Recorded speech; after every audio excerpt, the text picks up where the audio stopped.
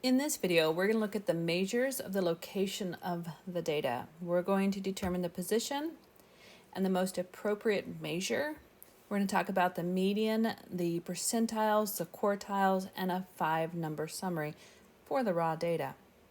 So what is a quartile? Well, quartiles are specific percentiles that we are wanting, and we cut our data into 4 equal parts.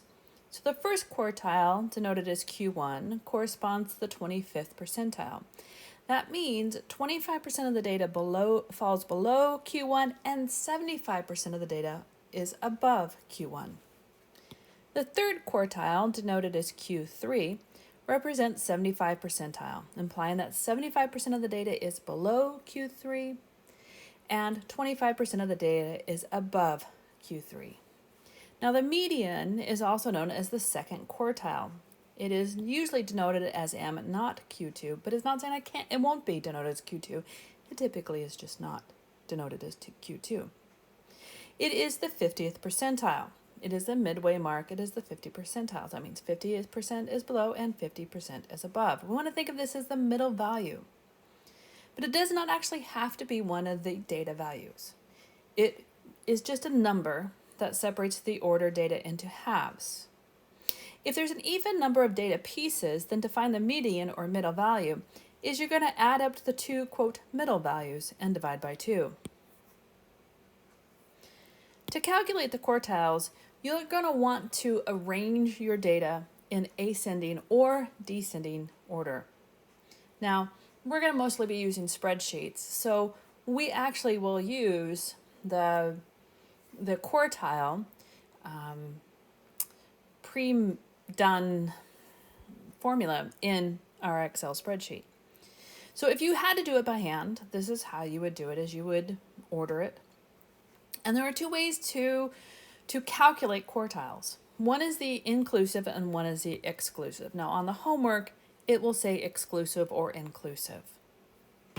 The exclusive method excludes the median when identifying Q1 and Q3, while the inclusive method includes the median as a value in the data set and identifying the quartiles. We typically will use inclusive unless otherwise stated. Quartiles allow us to divide up the data and talk about what we expect to see. Quartiles is, in particular the median, is what we'll use when we are talking about income. Anything that would be really affected by an outlier, which is a number that is not within where we'd expect it to be clustered, a data piece that is not within our cluster of data points, that's an outlier. And the median is not usually affected by outliers. So if you look at, say, a median income by a county or a city or a state, they will use a median income versus the average income, because if most of the people have their income as around, say, $80,000, and you have a couple of people who live in that catchment, whatever that catchment is, say the city, and you have a couple of people in the city that are making over $1 million, where everyone else is making around 80, those $1 million incomes will skew or alter the mean or average income. The median, however, will not be as affected by those outliers. So that's why we typically will use the median when we're talking about things that will be affected by outliers. The interquartile range is also something that we talk about, and what that is the first quartile subtracted from the third quartile value. Percentiles divide the data into hundredths, providing a way to understand the relative positions within the data set. And so what happens with percentiles, you actually go from 0 to 99 percentiles because we don't include 100. And so you would have percentiles that are in 0 to 99. Now it's important to note that scoring at the 90th percentile on an exam does not mean that you are receiving the 90% on the test. So it instead says that you are higher than 90% of everyone else in that test, while there are 10% of the values is above that, whatever your score is. So you could have a score on a test that is a 95, but it could represent a 90 percentile in the overall test. You could also have a test that has an 85 that could represent 95 or the 90th percentile.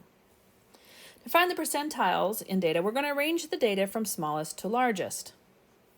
Once we've arranged them from smallest to largest, then we're going to use this formula. So L, which is the location of the data in the value for that percentile, L is going to be the percentile, so like 90% divided by 100, and then N plus 1, where N is the number of values in the data set. If L is a whole number, we're going to go to that location and get the actual value and the actual value to the right of it. Then find the average of those two values, not L, that is just the value for the percentile. If L is not a whole number, you're going to round to the next highest whole number, and the pth percentile is the number in the position corresponding to the rounded up value.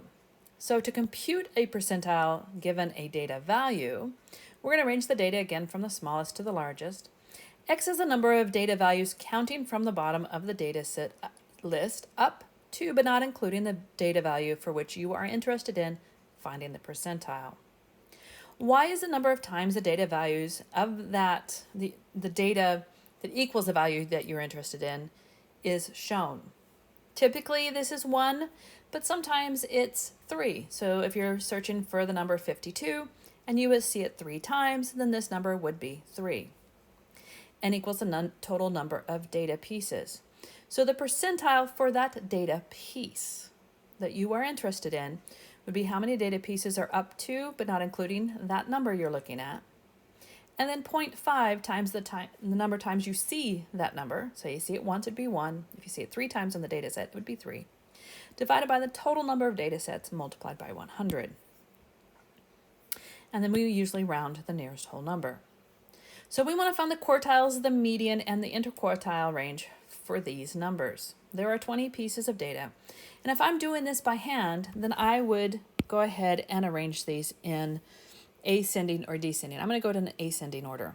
So I have 63 is the smallest, then 67, 68, 70, 71, 73, 75, 76, 77, 78, 79, 80, 81, 82, 83, no, there's no 83, it's 84, and then 85, 88, 89, 90, and 92.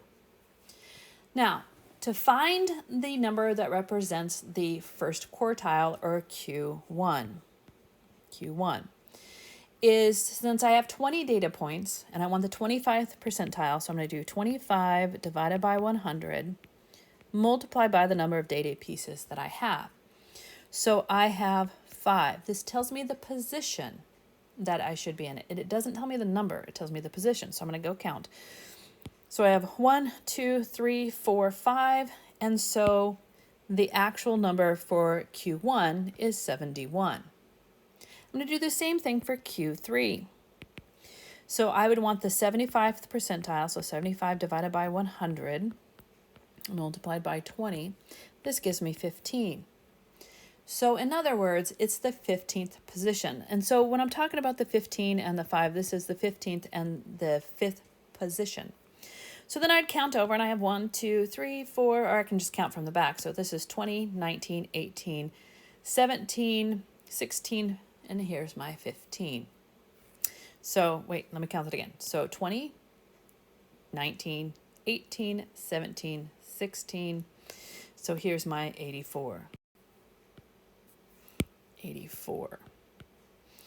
Now my median, which is the 50th percentile, would be 50 multiplied by 100 divided by 20, and this is 10.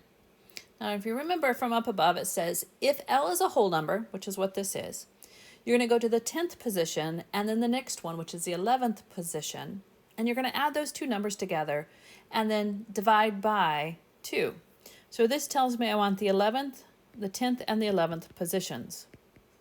So I'm going to go over and I'm going to count them. 1, 2, 3, 4, 5, 6, 7, 8, 9, 10. So it's 78 plus 79 divided by 2. And so I have 78.5. Now, if I am in Excel, and most of what we will be doing is in Excel, so we have a built-in formula for it. So we're going to do an equal sign in the Excel, and then we're going to do quartile. And then we're going to decide if it's inclusive or exclusive. And mostly, unless it says otherwise, we're going to type in the INC for inclusive. Now, you would use, if it was exclusive, you would do the quartile, EXE. And then what it's going to ask you to do is it's going to ask you to go and grab your list of numbers. And this is why you don't necessarily have to do this in order if you are using Excel. So you would go and you would highlight wherever this list of numbers is. So you would highlight this string of numbers and make sure that these are all in individual cells.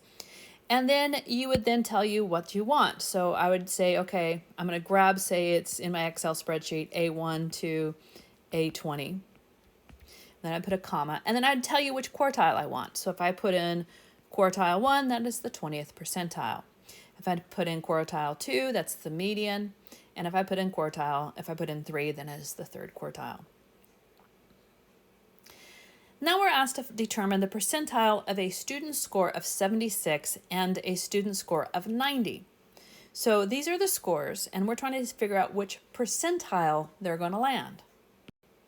And so I would use this formula, x plus 0.5y divided by n multiplied by 100. Ooh, and I think I missed the interquartile range. I got interested in this and I forgot. So let me go back a minute.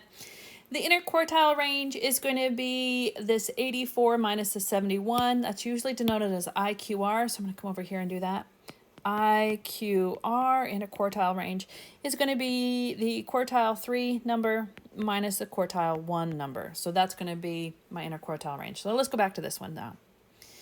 So I want to look at 76. So in this case, I have it all in order, and it's nothing difficult to do in Excel. You just do a sort from ascending or descending. We usually do ascending, so we're going to go from the smallest number to the largest. And I'm looking for where 76 is. So I'm just going to count. 1, 2, 3, 4, 5, 6, 7. Not including there. So I have 7 pieces there. So this is going to be equal to 7 plus, and I only see 76 once, so it's going to be 0.5 multiplied by 1, and then it's going to be divided by the number of pieces, and then I'm going to multiply this answer by 100. And so I'm going to have 7.5 divided by 20 multiplied by 100, which means it is the 38th percentile. Now 76 is passing. 38 percentile just means that they did better than 38% of the class, and the remaining 62% did better than that 76, which still is not a bad score. It's still passing. Now we're going to do the same thing with the 90. So this time I'm going to do 90 plus, or not 90, the position it's in. And so it's actually in position 19. So I would do 19 plus, and I only see 91, so it would be 0.5 multiplied by 1 divided by 20. Multiply that by 100, and I end up with a 98 percentile. Now, that is not the score. The score is a 90, but it is a 98 percentile. So 98%, they did better than 98% of the rest of the class, and only 2% did better than that score of 90. Now that score of 90 is a passing grade. It's a low B, or excuse me, it's a high B. So it's not a bad score, but if you think about it, either the test everyone they pretty much did okay, you know, because if you look at the scores, the lowest was a 63, which is a D in my class. And the high score was 92. So it's a pretty good range of numbers. Nobody failed the test miserably. So it's not I would say that this isn't a bad test, but I also would be a little concerned that I only had at a 90 is 98% better than the rest of the scores. So I personally would take a look at and say, okay, let's take a look what's happening individually. So I would expect a 98 percentile to be more like a 92 or a 93. Now, the last thing we want to talk about is outliers. And we talked a little bit about earlier in the beginning of this video. What an outlier is, it is a number that is not close within all of the cluster of data points. So it could be much larger, it could be much smaller, and it has a potential, doesn't always, but has a potential to impact the statistical analysis. Outliers distort measures such as the mean, which is, we talked about average, and it affect the calculations of dispersion, so the standard deviation. It is important to investigate outliers to determine their nature and relevance. While some outliers may provide valuable insights or indicate unique events, others just may be errors. So you have to figure out how you're going to deal with outliers and then ensure that the data analysis is correct and accurate and the interpretation. So this is how we are going to approach outliers at this moment. We're going to go back later when we start talking about standard deviation and normal curves and all that.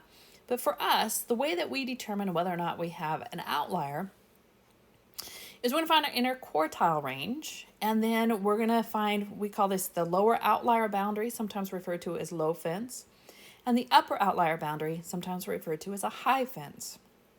We take our Q1, we subtract off 1.5 times the IQR to find our low fence, and Q3 plus 1.5 IQR to get our high fence.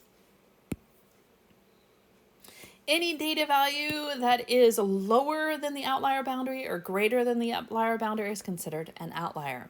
We are going to redefine this later, but this is how we're going to define it for right now. We're not even talking about standard deviations yet. That will come later when we talk about outliers. So here's an example of the data set. I'm going to determine if the data set has an outlier. So I've already done the IQR stuff. So I have my first quartile, Q1. I found that to be 50,000. I found my Q3, and I found that to be 105,000. So then my IQR, I found to be 55,000. So I'm going to look for my low fence and my high fence. So my low fence is going to be 50,000 minus 1.5 multiplied by that 55,000. And then my high is going to be the 105 minus the 1.5 multiplied by my 55,000. When I did the calculation for my low fence, I actually got a negative number. And so you can see my low fence would make no sense in this example. And that should be 105,000, not 105. So 105,000, let me add those zeros. So now I'm going to calculate that. I'll make sure I do a plus 1.5 times at 55,000. And I end up with 187,500. So any number above that would be considered an outlier. So the 500,000 would be an outlier. The 5-number summary is the minimum value, the smallest value in your data set, your maximum value, your largest value in the data set, your first quartile, your third quartile, and of course the median. That's it for this video, and we will see you in class.